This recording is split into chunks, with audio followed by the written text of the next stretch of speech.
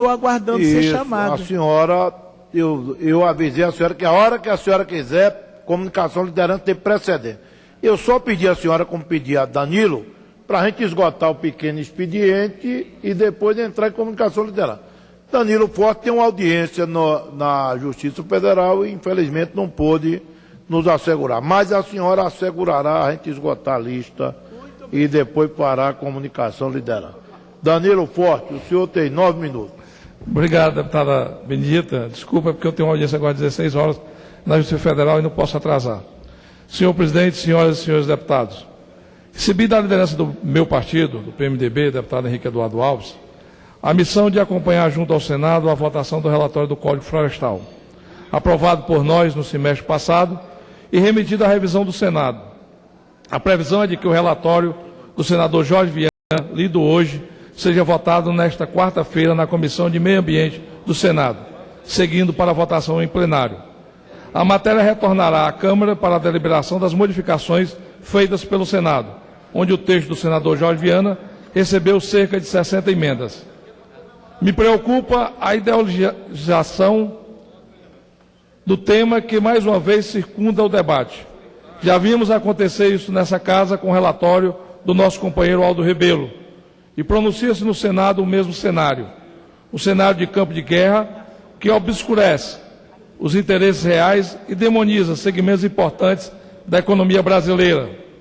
Destaco o que, para descrever o seu relatório, o deputado Aldo Rebelo promoveu uma centena de debates em 2 anos e 9 meses de trabalho, ouvindo milhares de pessoas e instituições, entre ambientalistas, ONGs, governos, agricultores, centros de pesquisas, universidades em todo o Brasil.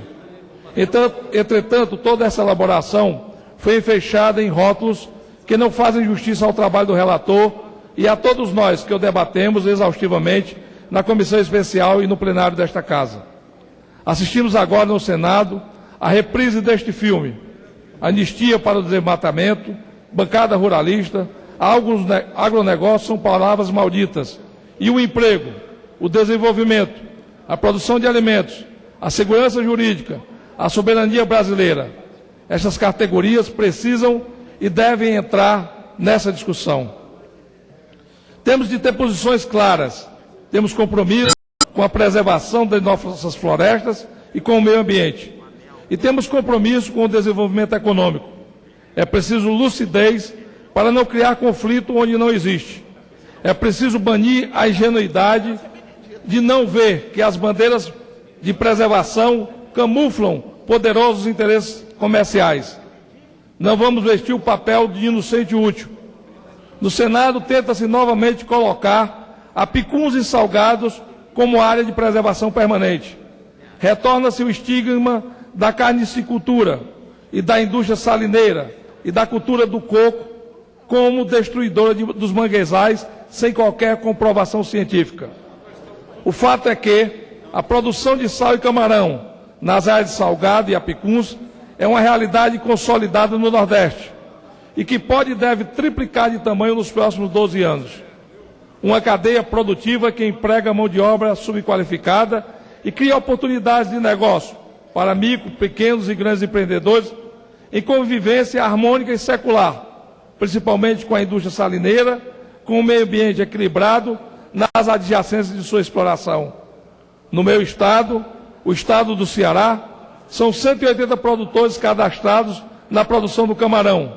Muitos já produzem camarão orgânico, que no ano passado exportaram 21 mil toneladas de camarão. A expectativa é um crescimento de 30% da atividade esse ano. São 11 mil empregos diretos, que absorvem homens e mulheres, moradores em torno das fazendas de camarão, principalmente nos municípios de Aracati, Acaraú, Coreaú, São Luís do Curu, Baixo e Médio Jaguaribe. Na região do Acaraú, por exemplo, há uma área chamada Costa Negra, que reúne produtores de Cruz, Acaraú, Itarema e Jijoca, sendo a única no mundo a receber a certificação de produto orgânico do Instituto Alemão, Naturland. É importante ressaltar que as fazendas de camarão ocupam apenas 5% da costa cearense, praticando um manejo sustentável e que tem todas as licenças ambientais. Ressalto que as águas de despesca das fazendas de camarão, analisadas em estudos recentes, são melhores do que as captadas para o cultivo, advindo daí um significativo ganho para o meio ambiente. A Associação de Criadores de Camarão tem articulado parceria com universidades e outros centros de pesquisa para a consultoria dos grupos de produtores. A informação em cascata dos grandes para os médios e pequenos produtores.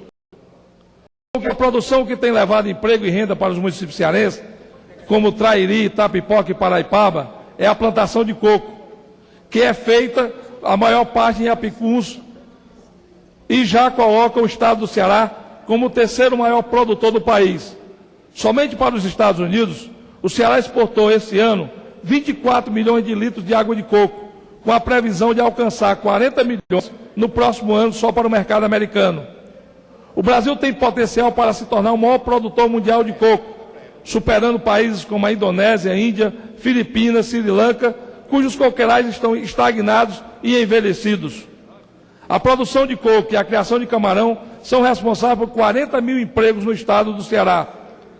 A produção de sal é de grande importância para o estado do Rio Grande do Norte, que responde por quase 90% de todo o sal bruto produzido e refinado no Brasil. O estado produz 5,5 milhões de toneladas de sal por ano, comercializadas no mercado nacional e exportadas para países da América do Norte, do Sul, África e Europa, gerando milhões de empregos nas regiões de Macau, Grossos, Areia Branca e Mossoró. 100% das salinas do Rio Grande do Norte estão em Apicuns. Transformar essas áreas em APPs é determinar a estagnação econômica nessas regiões e penalizar os empreendedores.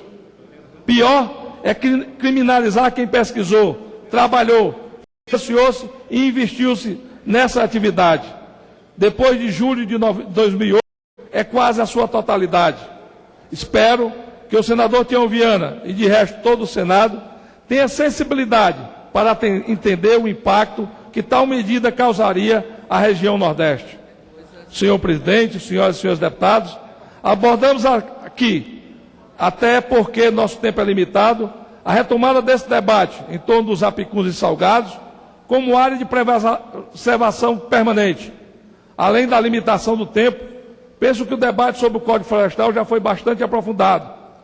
Nosso grande desafio é não escorregar nas armadilhas dos chavões de Código dos Ruralistas, bancada da motosserra, anistia para desmatadores. Eu gostaria de finalizar esta fala com a opinião do físico Rogério Siqueira Leite, que diz: não nos cabe mais o papel de gigante adormecido que fica esperando a natureza dar ações para o nosso desenvolvimento. Fecha aspas.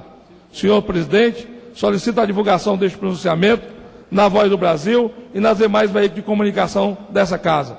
Meu muito obrigado a todos, em especial a deputada Benedita da Silva e o deputado Colato, que entenderam a urgência do meu pronunciamento. Muito obrigado. Próximo inscrito, deputado Valdir Colato, logo após Benedita da Silva. Valdir Colato, PMDB de Santa Catarina, 5 minutos.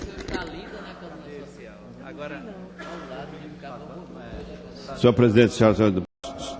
Senhor presidente, hoje pela manhã nós estivemos no Senado Federal, na Comissão do Meio Ambiente, onde o senador Jorge Viana relatou o Código Florestal, em que o seu relatório veio em consequência do relatório do